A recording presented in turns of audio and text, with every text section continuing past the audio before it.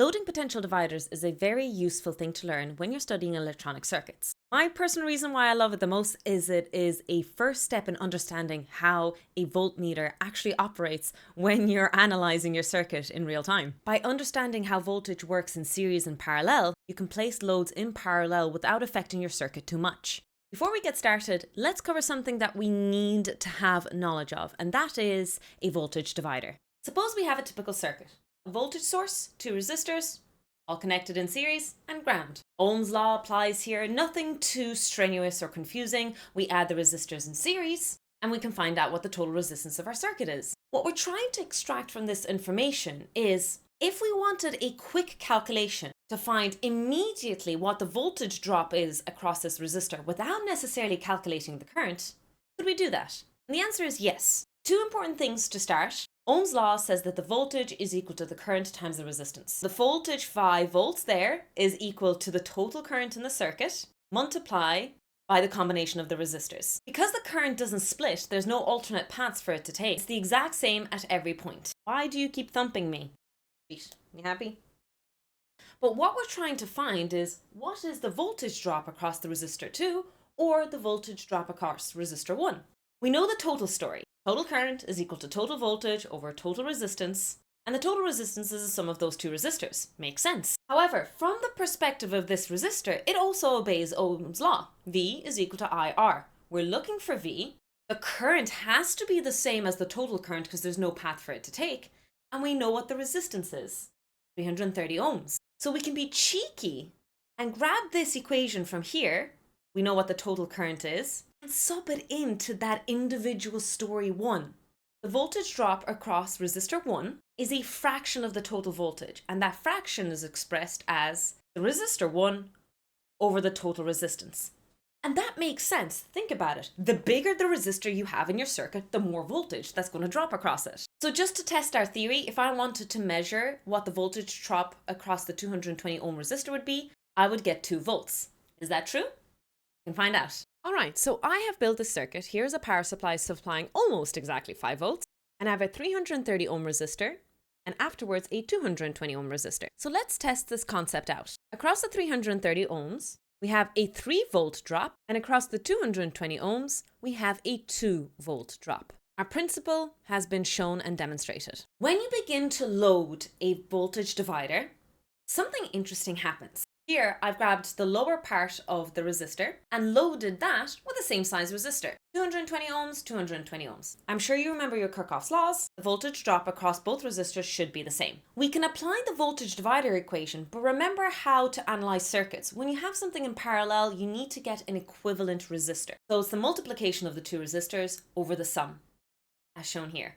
Sub in our values, we get what our resistor value is. And so really what we've done is we redesigned the circuit where we have a 330 ohm resistor and afterwards just one resistor that's equivalent of 110 ohms. Remember last time the resistor was 220 ohms and so there was about a 2 volt drop.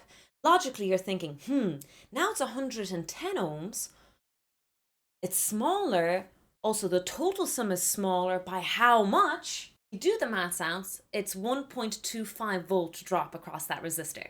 Now in our circuit, we continue to supply 5 volts. We still have the 330 ohm resistor, but after we have two 220 ohm resistors in parallel. So let's measure the voltage across the load. We'll call this the load resistor. And as you can see, it is 1.25 volts. Just to show you, I'm measuring across the other resistor as well, as the voltage drop should be the same. It's showing 1.26 volts because obviously slight error association, there's a lot of things to discuss there. Okay, that was interesting. Let's do something else. Let's decrease the load of our resistor. In this case, 100 ohms. The equivalent becomes 68.75 ohms, so it's even a smaller resistor than last time. And the voltage drop becomes 0.86 volts, even smaller. So the smaller the load, the smaller the voltage drop across it. But it's quite significant. From 1.25 volts to 0.86 volts. Now I've placed a different load. We have a 330 ohm resistor in series, afterwards a 220 ohm, like ever before, but now I've replaced this resistor to be 100 ohm. Our load is 100. So let's measure the voltage across this 100. Would you look at that, it is 0.87. We predicted it to be 0.86, but we're always getting slightly larger and supplying slightly a bit more. And just to prove of concept that the voltage is always the same in parallel, even though this resistor is 220 ohms, because it's in parallel with the other resistor, the voltage drop is the same. Now let's do the opposite. Let's increase the load. So across the 220 ohm, we put 330 ohm in parallel. We find our equivalent resistor for those two guys. It's 132 ohms, and the voltage drop is 1.43. It's actually begun to increase. The bigger the resistor of the load, the bigger the voltage drop. We have a 330 ohm resistor in series, and afterwards a 220 ohm in parallel with the load resistor of 330 ohm. What happens to the voltage now? Well, the voltage increased. It is now 1.44 volts. And just to test the principle, it is 1.44 volts across the other resistor as well. So the voltage begins to increase if our load resistor increases. Now, what happens if we increase it even more? What if I keep increasing that load? Let's make it 10,000, 20,000, 1 mega ohm. What happens then? Well, think about it. And we make it infinitely large. What value will it be infinitely approaching?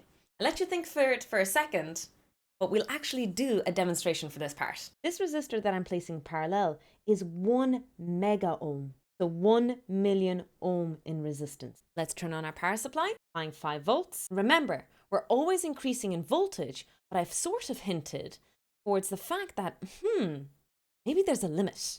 And would you look at that, we are approaching that limit.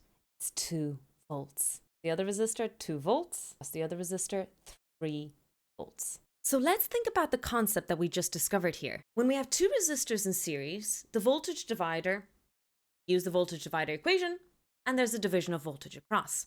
When we load one of those resistors, we get different answers depending on how big or how small that load resistor.